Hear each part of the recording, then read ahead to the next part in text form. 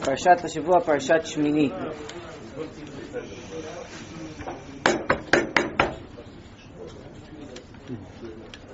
So, I was going to deal with Nadav Avihu, but I want to deal with something that we dealt with before, and that's Timtum Alev. Because the parasha deals with non-kosher food, so I want to deal with that subject a little bit, and we're going to do some things that we've mentioned before, and then we're going to do some things that maybe we haven't mentioned so far. So, the pasuk says, "Al teshaketzu et nafshotechem bechol asheretz ashoretz velo titamu bam venitmetem bam ki ani Hashem ama'ale etchem me'eretz Mitzrayim liot lachem lelokim v'item kedoshim ki kadosh ani." So the Torah tells us there's an isur of being meshaketz et nafshotechem. Right? What does that mean to be meshaketz et nafshotechem? To make your neshama disgusting. The Torah gives you an isur of making the neshama disgusting. So, and you see this isur is only by Jews. Right? There's no isur for a goy to eat a sheretz. A goy wants to eat shrimp. You can eat shrimp. What's a sheretz? What? A sheretz is a creepy crawler. One of those things that crawls on the floor. Right? So the Gemara in Psachim says like this. Tanya Rabbi Omer. Ama aretz. Yeah, everybody likes meat, right? You like to have a barbecue in the summer? No. Like to have a good steak? No. Says the Gemara in Psachim, Ama Aretz, a person who's an Ama Aretz. What's the definition of an Ama Aretz? An ignoramus. Somebody who has no Torah. Right? Person who has no Torah. You ready, Max? Yeah. If you have no Torah, asur lo le'echol basar. He's not allowed to eat meat. Gemara says, a person who has no Torah is not allowed to eat meat. Which means that, you know, when the pasuk says, you should know when the pasuk says, the Mefarshim, the commentators say that when the pasuk says, Ki titzele milchama lo ovecha, you know what it's talking about? Eating. When a person goes to war, or it says, Ki titzele milchama lo ovecha, when you go out to war against your enemy, so the Mefarshim said that that's really talking about eating. Because when a person eats, there's a war. What's the war? Yeah, we'll hold on to that question because we'll get there. שנאמר זאת תורת הבהמה והעוף, כל העוסק בתורה, a person who's עוסק בתורה, yeah, מותר לו לאכול בשר. Somebody sponsored it? He could do, you want dafka this week? Huh? What to do? $4,000. Okay, no problem. Lilul Nishmat. לעילוי נשמת אבי מורי גורג'י גדעון בן יעקב ומרים חי. גורג'י גדעון בן יעקב ומרים חי. לעילוי נשמתו, אבל יותר חשוב שתישאר ותשמע את השיעור, זה הכי חשוב. נשאר לשיעור? זה יותר חשוב מהכל. אתה צריך ללכת בסדר. תשב. Make him a plate. Do you have anything left there? Tell him to eat something. Tell him to eat something. תעשה ברכות לעילוי Tell him to eat נשמת. something. So. Everybody have in mind לעילוי נשמת, תעשה לו ברכות. תן לו צלחת. אל תדאג, נסתדר, כן. So, back to the shiur. When you say meat, what do you mean by meat? Like meat or like chicken? Meat. Meat, not Meat. chicken. You can Meat. eat chicken though. Yeah, you can eat it. red meat. Yeah. Yes, so, again, a person who has no Torah cannot eat meat. Yeah, so you should know nothing happens for a coincidence. Because what happens is that when a person's eating, right, we'll see why sometimes you go somewhere and all of a sudden you feel like having something. Right? You get a desire to have a food, assuming the food is kosher. So you can't, it's not a lust, a desire to have food is not always a negative thing. And we'll see what that is. But the Gemara says like this, V'chol she'eno osek b'Torah, whoever doesn't learn Torah, yeah, asur lo le'echol basar, is not allowed to eat meat. So Rashi brings the Midrash Tanchuma and he says like this, Amar Rabbi Tanchum bar Chalilai, why did HaKadosh Baruch Hu make a differentiation between a goy and a Jew? Why is it that we are excluded from eating certain things, and a goy can have the whole world is his oyster? The whole world is a big buffet for a goy, right? A goy can have whatever he wants. A Jew's limited. So he says, Rashi brings the Midrash, and the Midrash says like this: Mashal lerofeh shenichnas levaker shnei cholim. Imagine a doctor. He's doing a house call, and he's coming to visit two sick people.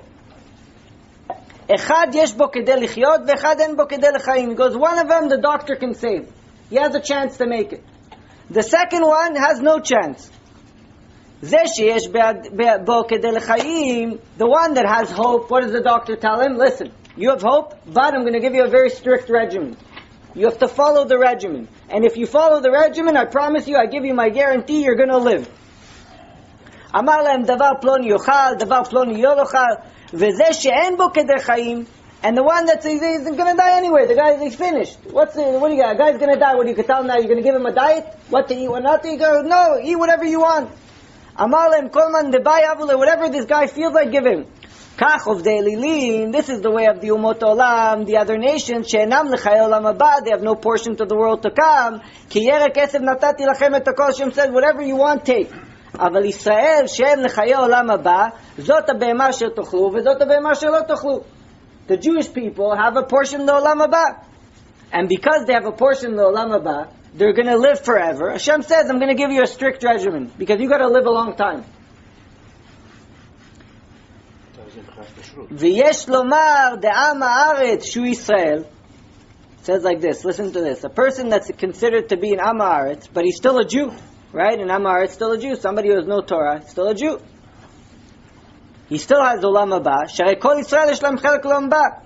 ומאחר שאין בו עסק של תורה, says, but this Jew that has no Torah inside of him, he's a very sick person. הרי הוא חולייו קשה ביותר. He's in the ICU. A Jew without Torah is in the ICU. What does that mean? וצריך הוא ביותר למרפא ולתרופה, על כן נאסר לו ביותר שגם בשר תורה אסור לו. This Jew that has no Torah inside of him, he's in the ICU, he's in critical care now. He doesn't feel it, but he is. That's his state. That's the state of a Jew. A Jew without Torah is in critical care. So he's in critical care. When a guy's in critical care, he still has hope. But he can't touch meat. Because he's not at the state to be able to do what a person needs to do when he eats meat. So that's the introduction. And we'll see what happens when a person eats meat. So Chazal say, Tana Rabbi Ishmael, Yilmale lo eleti et Yisrael mimitzrayim ela bishvil she'en mitamim b'shatzim. You know why Kadosh Baruch Hu saved us from Egypt? Because we ate kosher food. Am Yisrael never ate shatzim. They never ate things. It wasn't like the world knew its limitations. Keshar umot tayam, that was enough for me. Why? Mishum demais. Because shatzim, things that are like shrimp, things that are bottom feeders, things that crawl in the world, little bugs, little things the Jews don't eat. You know, people today, they think they're vegans. A guy walks into a store, he goes, I'm a vegan. I don't eat dairy. I don't eat meat. First of all, those vegans eat both meat and dairy. Meat they're eating for sure. Because all the vegetables and all the things that they're eating are all infested. They're infested with bugs. A guy doesn't check spinach. Spinach is full of bugs. Lettuce is full of bugs.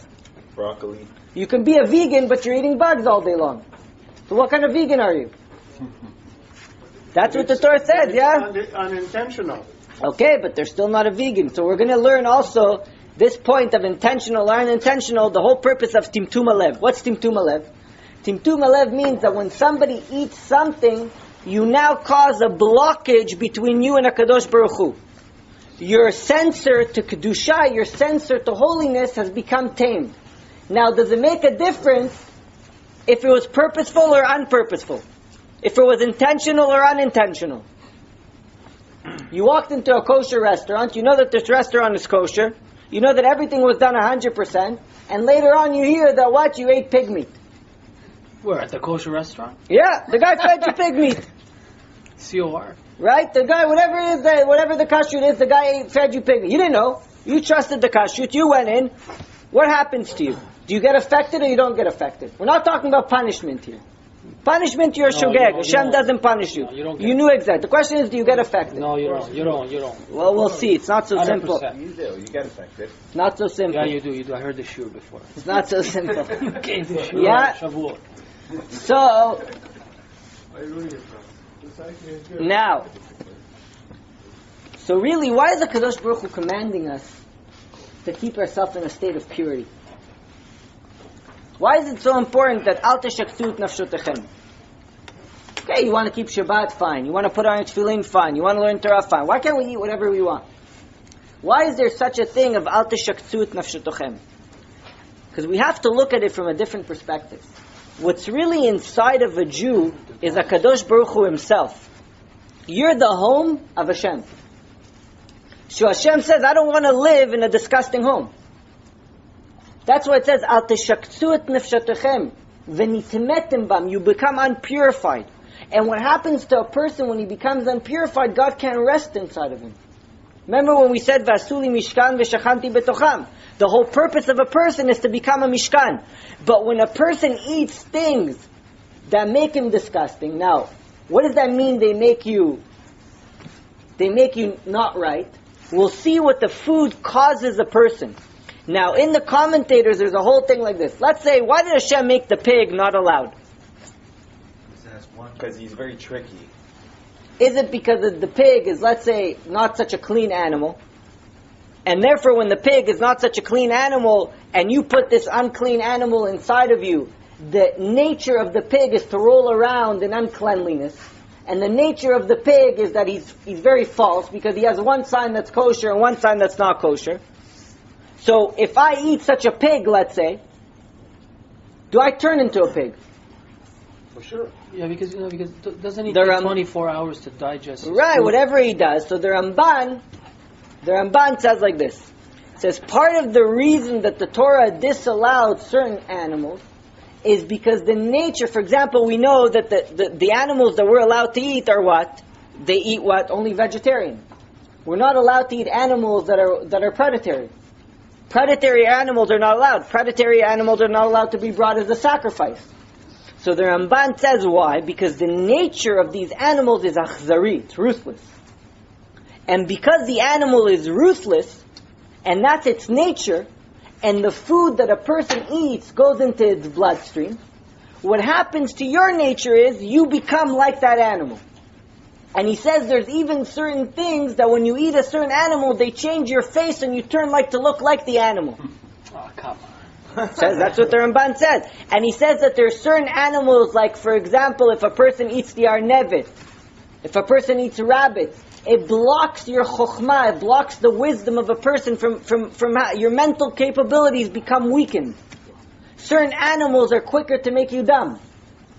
The Ramban's opinion is that that's why HaKadosh Baruch Hu, since he created in certain animals a certain nature, when you engage in this animal and you eat this animal that has that nature, you turn into the animal. Because the animal goes into your bloodstream, and that nature of that animal goes into you. Now, where did this whole thing start from? Really, this whole thing starts from Moshe Rabbeinu. Because why did Miriam, it says, "Vatitatzev achoto lirot," she stood and see what's going to be with Moshe Rabbeinu. What happened to Moshe Rabbeinu? When Moshe Rabbeinu was put in the Nile, Bat Paro took him, and then she said, "It's a baby. The baby has to eat, right?" Moshe Rabbeinu wouldn't breastfeed from any one of the people in the house of Paro. Why? Because obviously they were non-Jews, and non-Jews eat what? Non-kosher. Says the Torah tells us, Peshatid l'ktaber im HaKadosh Baruch Hu, the mouth that's about to speak to HaKadosh Baruch Hu pel pei. Moshe Rabbeinu spoke to HaKadosh Baruch Hu like we speak to each other. Says that mouth that's atid l'daber im HaKadosh Baruch Hu inok chalav tameh. He's gonna have a milk from a woman that's impure. That's why it's very important. You should know. Why did Elisha ben Avuya go after Derech? You know who Elisha ben Avuya was? Elisha ben Avuya was one of the 4 people who reached the climax of Judaism. You know what the climax of it? He went into a place called Pardes. What's a place called Pardes? He went into the highest revelation of godliness that a person can go into. He went up to Shamayim at the level of Rabbi Akiva. the rabbi of Rabbi Meir Balanes. Obviously not a small person, right?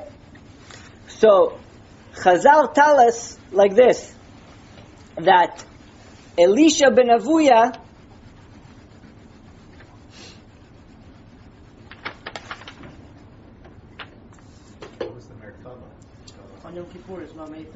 he says like this, says, the Yerushalmi says, Elisha ben Avuya yatsa letarbut ra'a. Why? Mishum she'imo achla davar asur beterem ledato. The mother of Elisha ben Avuya, while he was in her stomach, she ate a ma'achal asur. She ate something that was not kosher. והמאכל הזה היה מפפע בה כארס של הכנה. It caused like a poisonous reaction inside of her. ולכן יצא הבן הנולד לתרבות רעה. This Elisha ben Avuya, this thing that his mother ate while he was in her womb, caused him to go off the derech. So you see the power of food is. When we say a person is what he eats, it really is what a person is. This is according to the Ramban. The Ramban says it doesn't matter whether it's your fault or it's not your fault. If the food enters your body, you're going to get affected. Now obviously if a person does tshuva and all thing, it goes away. Now the Ben Ish Chai in Rav Pa'alim says like this. He said, all the commentators have a chakira. Chakira means like this. We want to know, is the fact that a person when he eats non-kosher, is the fact that he gets infected, he causes what's called timtum alev, a hardening of the heart. You know what a timtum alev means? Your desire, this week's Parashat speaks about who Nadav Avihu, right? Nadav Avihu, what was the chet of Nadav Avihu? What was their sin that they passed away from? Nadav Avihu had such a desire to get close to HaKadosh Baruch Hu that they couldn't withhold this desire. It was an ultimate yearning that they couldn't wait. And because this yearning was so great, they died out of yearning for Hashem. It wasn't that they went into the right? Kodashim? But when Chazal, you have to learn something. When Chazal tell us certain things, they're clothing the Torah in ideas. So we have to understand, and we have to unbreak those clothes to understand what that means. You're talking about when Moshe Rabbeinu says that Nadav and Avihu were greater than Moshe and Aaron. Obviously these people were not just like sitting outside the Beit HaMikdash drinking wine and making a barbecue. Right? You're talking about great individuals. These people, Nadav and Avihu, when Moshe Rabbeinu says, I knew that HaKadosh Baruch Hu was going to sanctify the Mishkan, but I thought it was going to be with me and you. Now I know that they're greater than us. Obviously these were great neshamot. So it says they had a lot, and they had an enormous yearning for godliness. Now, we ask ourselves, how come we don't have that yearning? A person can ask themselves, how come I don't have that yearning? Where is my yearning? So many times, according to the Ramban, that's what Timtum Alev is. Timtum Alev is caused by when somebody does something that stops him from having that yearning. Now, the Ramban is of the opinion that what? That it's in the nature of the animal, and therefore when that non-kosher animal enters inside of you, you take the nature of the animal inside, that causes the blockage, and that causes you the timtum alev. And that causes your desire to go away from HaKadosh Baruch Hu, and it causes you to go into the wants, into the desires of this world. 1 second. Comes the Ben Ish Chai and says like this. What happens? What causes the timtum alev, the craziness that we call? Because a Jew that's not connected to HaKadosh Baruch Hu is a crazy person. When a person is not connected to Hashem, he's not at his prime. Comes the Ben Ish Chai and says like this: anything that the Torah disallowed us to eat, hovers over it a ruach tumah, an undesirable, let's call it a devil. Now we say that the Torah says an adam choteh ela im nichnas bo ruach shtut. The only time a person sins is what happens if a ruach shtut goes inside of him. A ruach shtut is a form of a demon that goes inside of the person. He makes him a little bit crazy. So comes the Ben Ish Chai and says like this: on these animals that the Torah said not to eat, there's a ruach tum'ah that hovers around them. And when you eat these animals, the ruach tum'ah, that unpure wind, goes inside of you, and it takes you away from HaKadosh Baruch Hu. But Opposite the Ramban comes the Ben Ish Chai and says like this, that Ruach Tumah only has permission to go inside of you when you were negligent. What does that mean when you were negligent? When you didn't care, you went into the supermarket, you don't care kosher, not kosher, you ate. But according to the Ben Ish Chai, that if a person walked into a restaurant, he checked the kashrut level and everything was 100%, and then later at that night, 6 o'clock news, everybody gets their WhatsApp text, oh, whoever, please, this restaurant, the kashrut has been saying, he's been feeding you pig. According to the Ben Ish Chai, nothing happens to you. Because the Ruach Tumah didn't have permission to go inside of you. Now, who's better for us, the Ramban or the Ben Ish Chai? You're thinking the Ben Ish Chai, right? Not so much. Because according to the Ben Ish Chai, even though it seems like a leniency, it's really a stringency. Because now it comes out to be like this. This Ruach Tum'ah, this Ruach Shtut, according to the Ben Ish Chai, hovers over anything that the Torah says not to do. So you flicked on a light on Shabbat, you're going to become, the Ruach Tum'ah is going to go inside of you. You spoke Lashon Hara, the Ruach Tum'ah is going to go inside of you. Because according to the Ben Ish Chai, what comes out? That any time the Torah disallows us to do anything, any time the Torah says you're asur to do something, there's a Ruach Tumah that goes inside of you. That's why we say, Schar mitzvah, mitzvah. The reward for doing a mitzvah is a mitzvah. Why? Because the opposite happens. When a person engages in holiness, and Holy Spirit goes inside of him. And that causes him to desire more good. And since he desires more good, that's where he goes. The opposite, what happens? Avera, goreret avera. Right? We say this in Pirkei Avot. From now till Shavuot, we're going to start learning Pirkei Avot. What does it mean that avera, goreret avera? Why is it necessary that just because I did one sin, that's going to lead me to another sin? What, I can't just do one sin and stop? A person that has a desire, because you did this desire, it's going to lead you to something worse? Not only that, the Torah says that Ayom Yetzirah Omer Lo Aseh Kach. Today the Yetzirah tells you do like this. V'machar Omer Lo Avod Avodah Zarah. And tomorrow it tells him worship idol. It's a bit of an extreme, no? Chazal are telling us an extreme. What? Just because today a guy went and had McDonald's, tomorrow he's going to go and do idol worship? So what's Chazal telling us? That yeah, that's what's going to happen. Eventually. Why? Because Avera Goreret Avera. What does it mean that Avera Goreret Avera? When you did something opposite of what the Torah told you, because the Torah is giving you a guide on how to stay holy, when you did something against, not just in food, anything that the Torah tells you not to do, this Ruach Shtut goes inside of you. And now you are no longer in control. So come Chazal and tell you, when the Yetzirah tells you do like this today, tomorrow you worship Avodah because you lost control. So if he takes control over you, you don't know where it's going to go. So for sure, Avera Goreret Avera. That's what the Torah says. Al teshaksu et nafshotechem. Don't make your soul disgusting. Which means don't allow the Yetzirah to enter inside of you. Because when you allow the Yetzirah to enter inside of you, you've lost control. You don't know what's going to happen next.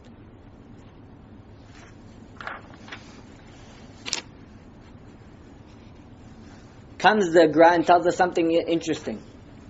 And he says that if you look at one of the Simanei Tahara, one of it is Ma'ale Gera, Umafrisa Parsa, right? Choose its kav, and it has split hooves. He says, what's Ma'ale Gera? What happens to the animal when it's Ma'ale Gera? It doesn't need to overeat. An animal that's Ma'ale Gera, the digestion process of that animal, right? It doesn't overeat that animal. It's not constantly overeating. An animal that doesn't have doesn't chew its cud, can eat and eat and eat and eat and eat and eat and eat. Comes the ground, you see that the nature of these animals that the Torah allowed us to eat are positive things. And therefore, according to the Ramban, that nature of that positive animal goes inside of you. Now, what does it mean, ki titzeh lemilchama, when a person eats? We know that everything that we do, right? Why is an Am Ha'aretz not allowed to eat meat? The Torah says that anything that your eyes saw and you didn't taste in Olam Hazeh, you'll give a din v'cheshbon. A person saw something, he desired to have it, piece of food. You're supposed to make a bracha and have it. And if you don't do it, Hashem's going to judge you for it. Of course, kosher, because you can't go against the Torah. So you're at a wedding. Yeah, you're at a wedding.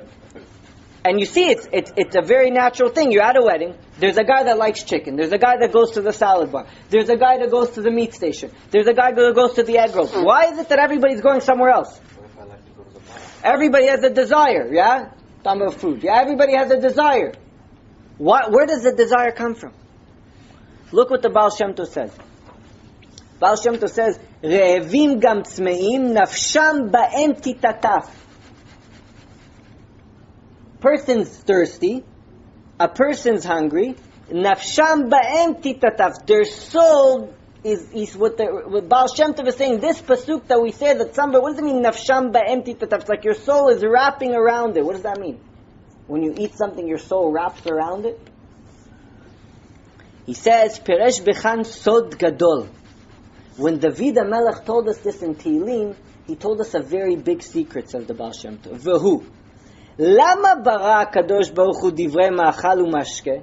Why did HaKadosh Baruch Hu even create drinking and eating? Imagine you took out drinking and eating out of your daily routine.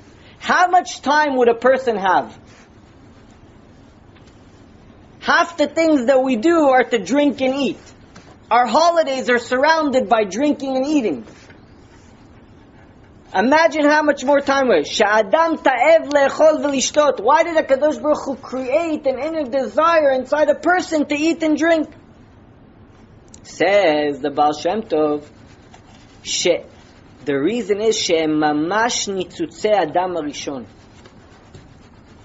What happened? We say this many times. We're all here in Galut to gather the sparks after Adam HaRishon's sin. All these neshamas went and they were dispersed all over. Many of them went into what? Food. Why do we eat fish on Friday night? To release the neshama. Because they say that if a tzaddik comes back, he comes back as a fish. Why? Because the fish has no shchita. You don't need to slaughter a fish. And therefore the elevation of the soul that's stuck in the fish is a much easier thing. Why can't an Amma Aretz eat meat?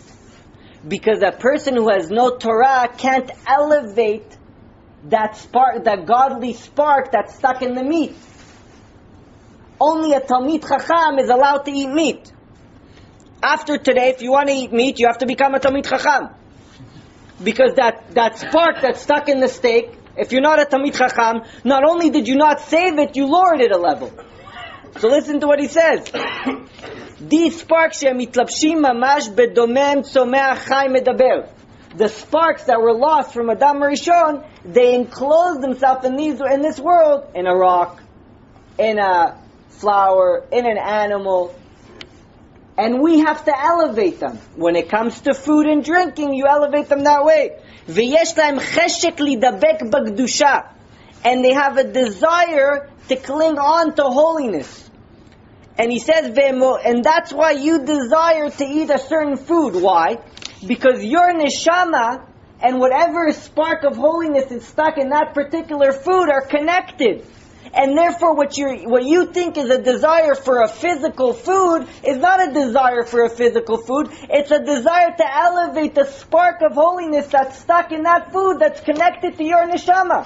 That's why one person is going to the steaks, one person is going to the chicken, one person is going to the salad bar, because everybody has a different root of where their neshama, their soul comes from. And that desire that we might think is a physical desire is really a spiritual desire because it's elevated there. That's why it's so important to make the bracha properly. Because if you made a mistake on the bracha, you also didn't elevate that. So when it comes to non-kosher food, there's nothing to elevate. So we don't have anything to do with that. Because by us in eating, we don't eat. Because we eat this, what is our eating? It's a holy act. When a person eats, it says about the Kaf HaChaim, you should know, the Kaf HaChaim would never let anybody go talk to him when he was eating. The kavanot, the intentions that a person really has to have when he eats, it's a whole Torah unto itself. Why? Because ki titzeh milchama, you're going out to war. That's why the Torah says an Am Haaretz can't eat meat, because he doesn't do that work of elevation. Well, why can he eat fish then? He could. Well, doesn't he have to elevate that soul too? No, because but only tzaddikim did. They don't need the tzaddikim. He won't have a desire because tzaddikim will only desire to be elevated by somebody on their level. Right, so you won't get that fish. The only thing I like is fish. I don't like meat. Right? So you see from here why the Torah goes into such great detail and telling us. Now, furthermore, we know that there's averot, there are sins that we have yareg val yavor, right? Listen to what it says. Comes the Or Zarua and brings a Yerushalmi. A Gemara in Yerushalmi in Shvit. It says, Sha'af al pi shebechol ha'averot, ksheyesh ilutz la'avor alem mipnei pikuach nefesh. God forbid somebody's in a state of life or death. Adinu yavor v'al yareg. Right? You're allowed to do it and not get killed. Because the Torah says, V'chai b'hem, you should live with them. Now there's other opinions, but Bechol ze be'avera shel achilat isur shi chamura biyoter. God forbid a guy's sick. The doctor says, listen my friend, you're sick but there's a cure for you. You have to eat pig meat. Or you have to drink the milk of a donkey. Says the Or Zarua, Ra'ui limsor nafsho al kach. Better to die than to eat the non-kosher meat or to drink the donkey milk. No. That's unbelievable. That's what the Or Zarua says. Come on. How's that Now, possible? He just made it up. He made it up. huh? What's cool? So the Or Zarua is coming and teaching us a very big chidush today. Why he's a posik, yeah? And he tells us that what? He says, look at this, and he also says, he saw there was a very interesting episode with the Rambam. The Rambam, people would write to him many questions, right? And he says that there was one person who was a genius. He was a very big genius, and he would always write the Rambam many questions. And he says like this, Pa'am achat higia alav michtav me'agaon hahu b'galion kushya gdola b'filosofia. One time he got a letter from this genius that was a huge Talmid Chacham, a big scholar in Torah, a big Rav in his. He says, I'm going to ask the Rambam, I have a very big philosophical question about godliness. Yeah? And when the Rambam read this question that this big rabbi, big genius in Torah wrote to him, he was very engaged in what kind of question is this?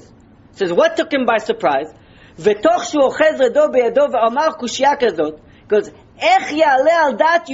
how can a Jew even think of such a question? Look what the Rambam answered. The Rambam didn't look at the question and say, oh wow, okay, good. A Jew that believes in God, how can such a question even go inside his head? What does he write back to this? He asked him a question in philosophy about God. Right? So, he says, what did the Rambam write him back? The Rambam knew philosophy. He didn't write him back an answer to the question. You know what he wrote him back? The Rambam didn't write him an answer. But this rabbi didn't give up. He kept sending the Rambam many letters with the same question. So the Rambam had no choice but to do what? Answer him. What does he write back to him? What's his answer? Go out and check your shochtim. The people that slaughter in your neighborhood, go out and check them. He didn't give him an answer to the question. He gave him a reason why he was asking the question. When this rabbi, this great Torah scholar, received the answer of the Rambam, obviously the Rambam, you don't take his answers lightly. He went out and he checked. Az gilaki 13 shanim. 13 years, for 13 years his whole community was eating treif. A person with Torah and mitzvot and maasim tovim, a genius in Torah. And if the Rambam called him a genius in Torah, this guy must have been a genius in Torah, a scholar in Torah. So he says, an apikorsut, a question of such an apikorsut. Apikorsut means somebody is asking a question that could be looked as like a rebellion against Hashem. Says, how can it be that such a Torah scholar has such a question? Goes, go outside and check your shuchtim. For 13 years in his community, they were eating non-kosher meat. That's the Ramban. That the food goes inside the person, and it's metamtemet halev. You know what it means to be metamtemet halev? That the evil spirit goes inside of you, and it starts putting into you bad desires. It starts putting into you bad thoughts that are against Hashem, desires that are worldly in nature. That's what the animal does. So you see from here that how important it is that a person engages in kosher food. They once asked the Khatam Sofer. The Khatam Sofer was also a very big scholar in Torah. They said to him like this, we're going to ask you a question. They said to him, there's a little child that is not mentally well.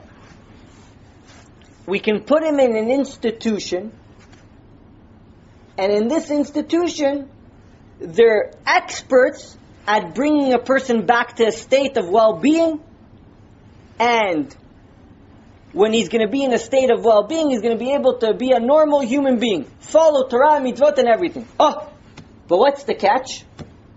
While he's in this institution, they're going to be feeding him non-kosher food.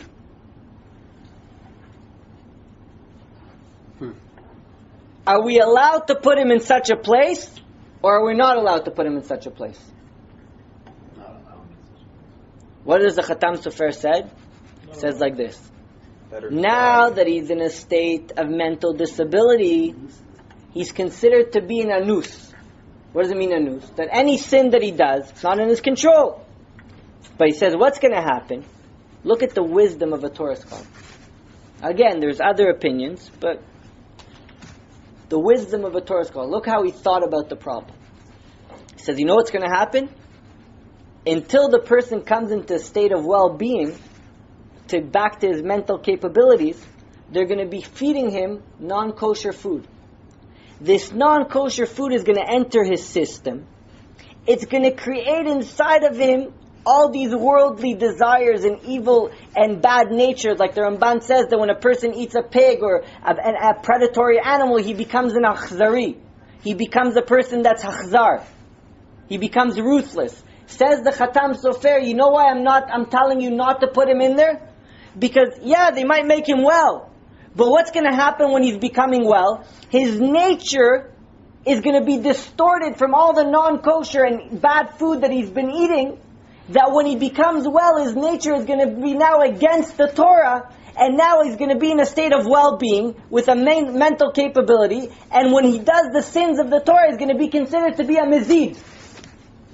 Like he's doing it purposely. Says the Khatam Sofer, better to leave him in that state where he's only in anus, and if he does anything that's wrong, it's not his fault, than to put him in such an institution where they're going to corrupt his whole system and he's going to become a normal human being. He's going to veer away from the Torah, because all that non-kosher food is going to take him away. Unbelievable way. Khatam Sofer foresaw because of what the Torah says. It says by the Chazon Ish, when the Chazon Ish wants, and they have this documented in hospitals. He went once. It was another rabbi that he went into the hospital, and he needed a blood transfusion, and they wanted to give him a blood transfusion from a goy, and the Chazon Ish wouldn't hear of it. Why? Because he felt that if I get the transfusion from a goy, it's going to go into my bloodstream, and the goy is eating non-kosher food, and his blood is going to go into my blood, and it's going to transform me as a person. And they have it documented that what happened. They told him, no. They told the Chazon, okay, we agreed. Everybody knew this was a big rabbi. They went and they got him a blood transfusion from a Jew. As they're about to put it inside the Chazon Ish, his whole body starts to shake. The Chazon Ish screams, stop. The doctor goes, Rabbi, what? It's from a Jew. He goes, no, this is not from a Jew. They went and they checked, and they found that the blood that they brought him isn't from a Jew. And the doctors documented in that hospital, Jews cannot accept anybody's blood but a Jew. Now again, there's other opinions, but you see the effect why the Torah says, Al teshaktsu et nafshotechem. Don't detest your souls. Because a person is a mishkan kadosh baruch hu. Now, like we learned, it's not just in food. This state of keeping yourself in a state of holiness and not to make yourself have bad nature and go to a level of avera goreret avera, this is by any Yisur of the Torah. Whether it's Lashon Hara, whether it's Chilul Shabbat, whether it's missing a prayer, whatever, whether it's hearing something, seeing something, anytime a person engages in something that's against the Torah, the Ruach Tumah, that unevil, that unholy spirit goes inside of him, and it causes him Timtum Alev. It takes him away from the desire of a Kadosh Baruch Hu. Yeah. I want to ask you. I want you different. Timtum Alev, you said. I thought it meant like you lack the sensitivity to connect to God, or you lack the desire, the yearning to desire. Yeah, right, but you also said that it starts affecting your intelligence, or 100%. The Ramban says that if a person eats rabbit, for example, it blocks the fountain of wisdom from coming to you. It starts to make you dumb. Oh. It says because whatever it is, the nature of the rabbit, I guess it's not such a smart animal. So if a person eats an animal that it's not considered to be a smart animal, that affects his wisdom also. It affects his intellect. So if somebody eats a very strong animal, does he become strong? No, but he becomes achzari, he becomes ruthless. How about the Goyim? They eat rabbit, for example. So the Rambam says you look at something. Right. So the Ramban says that if you look sometimes. Right, but the Ramban. You're right, but the Ramban says that if you look at certain people, you see that they look like animals because they've taken the form of that animal that they're eating. Dog owners, they don't eat their dogs though. Whoever it is, but you see from here. They marry their dogs. The point is that you see from here that what? You see that what we learned from the Baal Shem Tov, that if you find yourself in a state where you desire a certain food, you have a lust for a certain food. When you have a lust for a certain food, or a desire for a certain food, make sure that that's where you start to hold yourself back and make the bracha it's very important that you take a step back and make sure you make that bracha, that blessing, with a lot of intention. Because that desire that you're feeling inside of you, you're about to engage in elevating a spark of godliness. So even though, and by the way, you should know that the Baal Shem Tov says that you know where that desire is hidden? In the flavor of the food. The fact that the food tastes good is not a bad thing. It's in the flavor of the food, and that's why certain people, some of us, we like other flavors, and other people like other flavors, because the soul, wherever your root of your soul is, those sparks are in the areas that are connected to you. That's why certain things taste better for you, and you desire them because your job is to elevate the sparks that are stuck in those areas. But that's taiva, because taiva. So that's what I'm trying to explain to you. We can't. Taiva is not a bad thing. Right. Now, if a person didn't have taiva, we wouldn't have babies in the world. Yeah. If a person would have taivas, he would die. If you never desire to eat, you never eat, you'll die. It's not a bad thing to have taiva. It's a bad thing to overindulge in taiva. All right, we'll stop here.